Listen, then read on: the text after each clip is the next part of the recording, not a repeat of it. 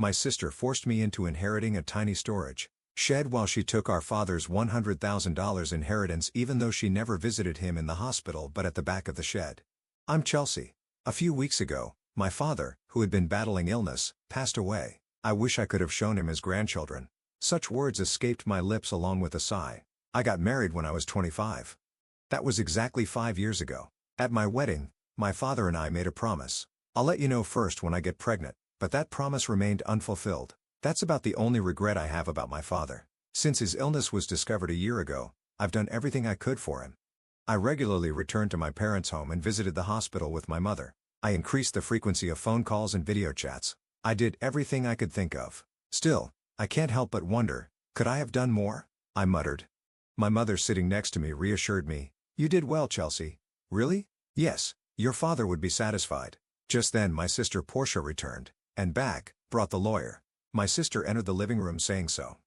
Behind her was a man in his mid-40s. I assumed he was the lawyer, and he handed me his business card. I'm Samuel, the attorney. Thank you for coming. Please have a seat. Excuse me then. My mother guided the lawyer, Samuel, to his seat. As soon as he sat down, my sister blurted out, I heard from this lawyer that Dad left quite an inheritance. It's not all for you, Portia. I know that.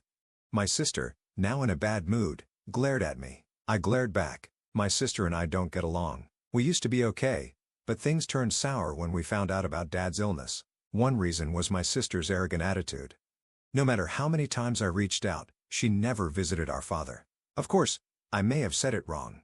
I might have been a bit harsh because I was worried about him, but her reaction was also a problem. You're not a child. You don't have to be so stubborn. When I said that, my sister retorted, I'm not being stubborn. I live in the city. It's not easy to come. It's the countryside. But you can get here in 2 hours by car. Those 2 hours are tough. It costs money. It's money that's important to you. Of course it is. I'm busy, so stop contacting me. And with that, she finally stopped talking. Even if she lives far away, she could visit once in a while. I always thought so. That's why our relationship deteriorated so quickly. In the end, my sister never visited our father, so our relationship remained strained. Sensing the tension, the lawyer intervened. Let's calm down, please. Okay. I'm sorry. I apologized, and the lawyer nodded before continuing. As I mentioned on the phone, I have your husband's will. When did this happen? My mother murmured. A few weeks before he passed away, he contacted me. So you went to the hospital? Yes. I had him write the will in front of me with his primary physician present. It turns out they had arranged for the primary physician to contact the lawyer when my father passed away. So after my father passed away, he contacted the lawyer. In turn, the lawyer reached out to us. That's how it happened and why I'm contacting you now, the lawyer said, pulling out a white envelope. He placed it in front of us. This is the will. That's definitely Dad's handwriting, I muttered, verifying the characters on the envelope. My sister Portia seemed a bit sulky. Never mind. Just tell us what's in it. I'm busy, you know? Very well, the lawyer said with a wry smile, opening the envelope. Inside was a single piece of paper. This is what was written there. It stated that besides the house and land, my father's inheritance included some savings and a storage shed. We knew about the house and land, but what's this about a storage shed? As I was pondering this, my sister angrily said to the lawyer, wait a minute, you didn't mention the farm. The farm? Yes. The farm Dad used to work on as a hobby. My father used to run a company in the next town, but after turning 50 he began to feel his age. I'm thinking of closing the company. I want to take it easy. Is that okay? I heard this when I was in high school. My sister, who was in college at the time, opposed it, but my mother and I, concerned about my father's health, agreed. Don't worry about the money, Portia. We have enough savings, my father reassured her. Reluctantly, she agreed. After that, my father really did close his company and started farming near our home. It feels good to move my body while farming, he said, looking happy. Seeing him like that, I felt glad I had agreed, but my sister didn't seem to feel the same. She had said she would return home after graduating from college, but instead, she got a job near her university. Eventually, she married the CEO of an IT company she met through work. Anyway, that's why Father was farming until he got sick. My sister insists that the farm should also be part of the inheritance. The lawyer reviewed the documents after hearing this from my sister. He quickly found a note and said, the farm is rented land. Rent it? I thought we owned a large piece of land, my sister said, disappointed. Indeed, the farm where my father grew vegetables was spacious, but it might be too much for us who know nothing about farming. Maybe it's good that it's rented. That's what I thought. The conversation then shifted to dividing the inheritance. As for the division of the inheritance, the house and land go to the wife, the lawyer said, my sister Grand. So we can divide the rest however we want. Please divide the savings and storage shed fairly between you two. Savings means cash, right? I'll take the cash. How much is it? The savings amount to about $100,000. There's no need to pay inheritance tax for this amount. Then I'll take the $100,000 in cash, my sister declared triumphantly, but I couldn't agree with such a selfish arrangement. I strongly protested against my sister. Wait a minute. I object. Why? I'm the eldest daughter. That's irrelevant. You can have the storage shed. What even that is? What even is that, anyway? My sister turned back to the lawyer. Flipping through the documents, the lawyer answered, it's the storage shed next to the farm.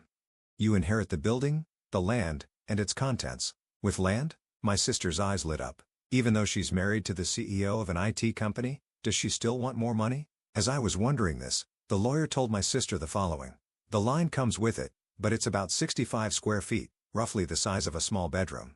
A small bedroom? Yes. Here are the photos. The lawyer placed photos of the shed on the table. Pictures of both the interior and exterior were displayed. The exterior clearly looked like a rundown shack. The inside contained only basic tools like hose, scissors, and shovels. Nothing that seemed valuable. I don't want it. My sister grimaced. I peeked at the photos too. It was all very ordinary. These are sentimental items, but they won't bring in money. As I was thinking this, my sister spoke. Fine, I'll take the cash. You can have that dirty shed. Hold on, that's not fair. You agreed to the vegetable farming. What are you complaining about now? It was hard to argue when she put it that way. Still, if I didn't say something, she'd take all of Dad's inheritance. So we're good then. My sister pressed me. As I struggled to answer, my mother chimed in. As long as Portia won't complain later, I have no objections. There's no way I would. Then Portia gets the cash and Chelsea gets the shed. Okay. It's settled then, my sister grinned. Feeling uneasy, I immediately objected. Well, I'm not satisfied. Oh, give it up. But you're so greedy, aren't you? That's not it. You're such a hassle. You care more about Dad than money, right? My sister's words left me speechless. Of course, family is more important than money. Money is important, but it's not something to compare with family. While I was thinking this, my sister quickly ended the conversation. In the end, my mother got the house and land. My sister got Dad's savings. All that was left for me was the dirty shed. After that, my sister signed a document promising not to complain about the inheritance division. She left laughing loudly. I was full of complaints. I couldn't help but vent to my mother. Mom, why didn't you help me? I did help you. How? You just sided with Portia. That's not true. I made sure you got the shed. I'm not happy about getting that shed. You might find something surprisingly good if you look closely, my mother said with a smile. I could only puff out my cheeks in response. The next day I took the key from the lawyer and headed to the shed near the field. It was a 10-minute walk from home, a rural road where no one else passed by. I finally reached the field my father had rented. For the past year, he had been hospitalized, so the field was empty. I opened the shed with the key. Wow. It's dusty. The shed was quite dusty, probably because no one had cleaned it. Still, there might be something sentimental from Dad. Thinking this, I looked around the shed. Nothing special here. It was just a dirty shed after all. All I found were tools that I'd used for farming. They could be considered sentimental, but they weren't anything special. Maybe I should just take what's inside for now, I mumbled looking around the shed. That's when I noticed something. It looked smaller than from the outside. Maybe it was the dim light, but the inside of the shed felt a bit cramped. Is it just my imagination? Thinking this way I stepped outside the shed, but something still felt off. After pondering for a bit I decided to walk around to the back of the shed. The backside was adjacent to a thicket of various trees.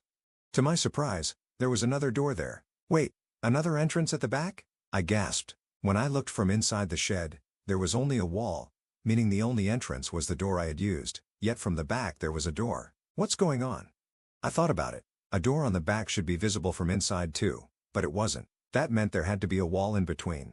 In other words, there was a space accessible only from the back. The moment I realized this, I got excited. This must be Dad's surprise. Dad always loved surprises. He even surprised me on my birthdays. Memories flooded back, and I found myself tearing up.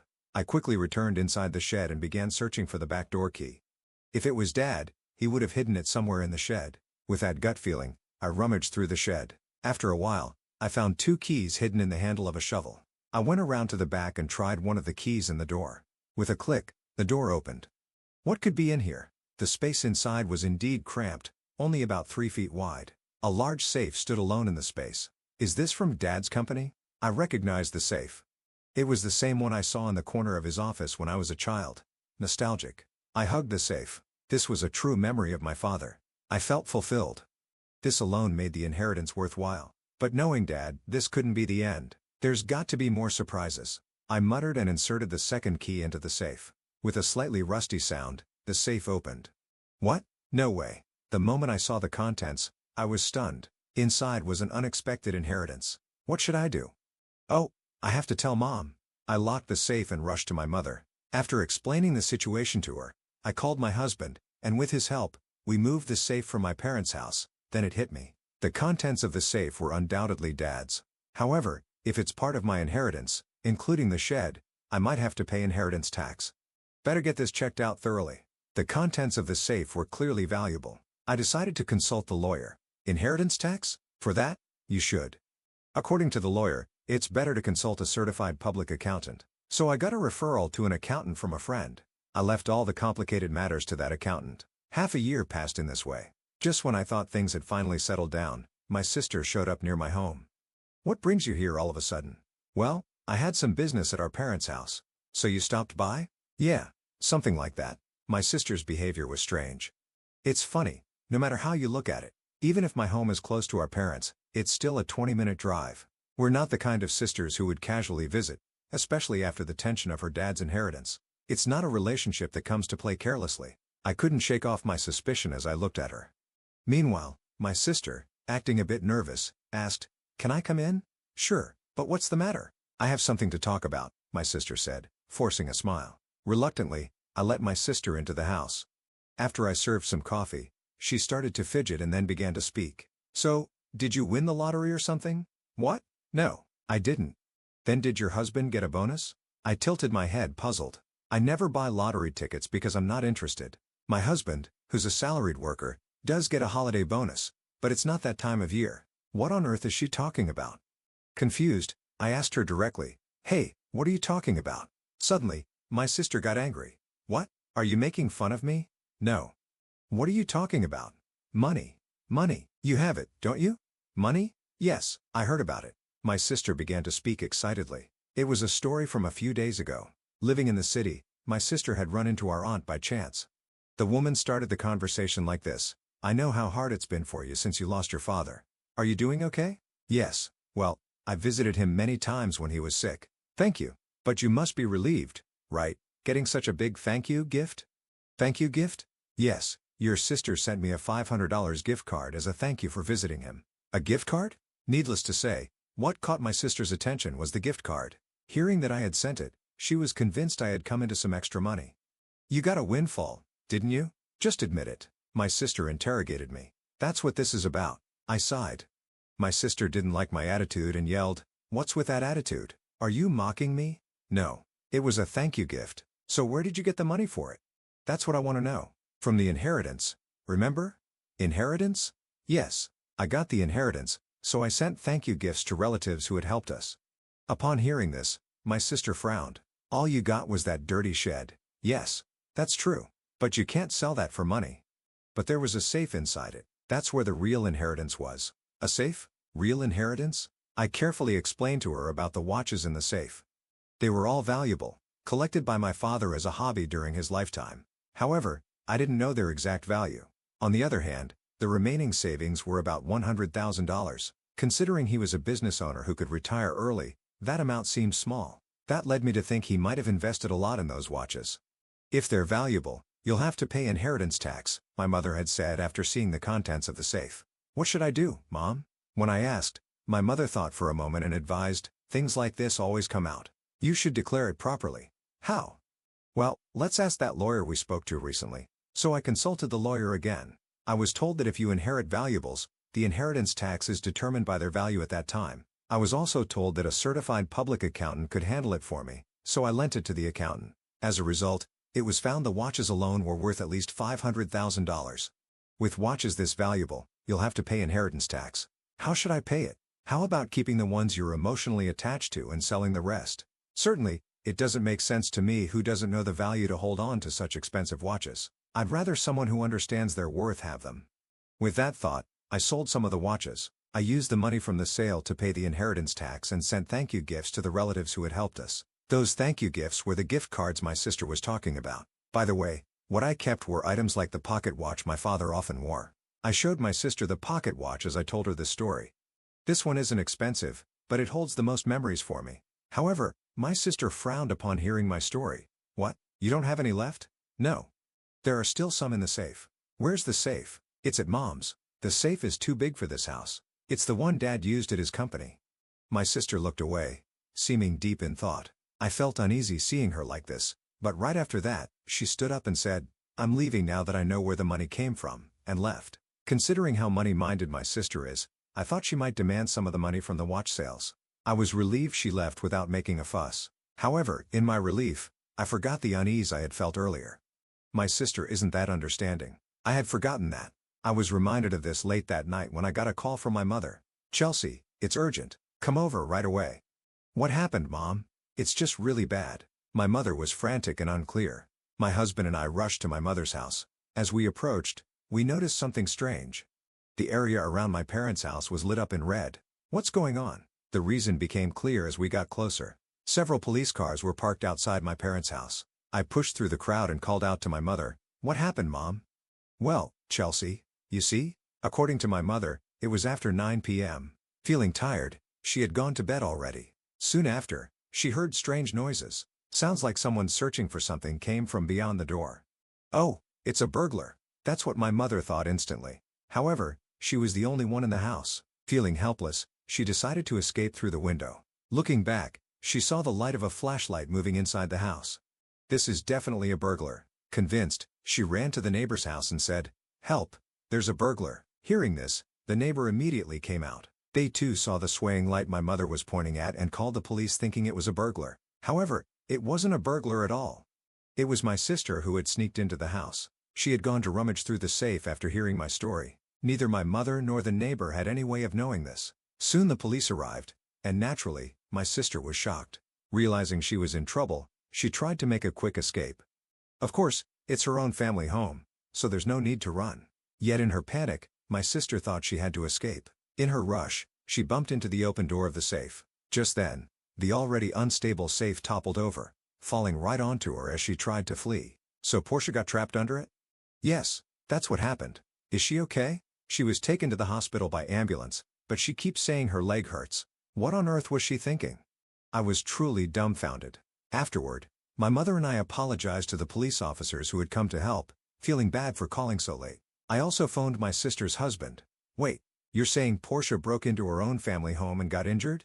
"Yes, that's correct. What is Portia doing? She doesn't even do housework." "I'm really sorry about my sister." "That's it. I'm filing for divorce." "Divorce?" Actually, according to my sister's husband, she had racked up a considerable amount of debt. Apparently, she had been spending a lot on brand-named items. He had just found out and they had a huge fight. In the end, my sister stormed out of the house saying, "I'll borrow from Mom and pay it back." Turns out, she had already used the $100,000 she inherited to pay off her debts. Still short, she came to me to scrounge for more money. Learning about the contents of the safe led to her actions, which in turn led to this whole mess. No wonder her husband was furious. In the end, my sister who had fractured her leg was hospitalized. Her husband came to the hospital and started talking about divorce. Naturally, my sister made a scene. "I'm not getting a divorce." Absolutely not. But, it was too late. Her husband had brought the divorce papers. Seeing them, she had no choice but to sign. Now, she's lying in her hospital bed stunned. There's a part-time job magazine next to her, so she's probably planning to start working part-time to pay off her debts. That would be a relief for me. As for me, I decided to move back to my parents' home after all the commotion. Of course, I'm worried about my mother, but there's another reason. I found out I'm pregnant. My husband and I talked it over and decided to move back home and have my mother help us with the children and childcare. I wish I could have told my father about the pregnancy while he was alive, but I'm sure he would be happy for us. So I'm looking forward to giving birth to a healthy baby.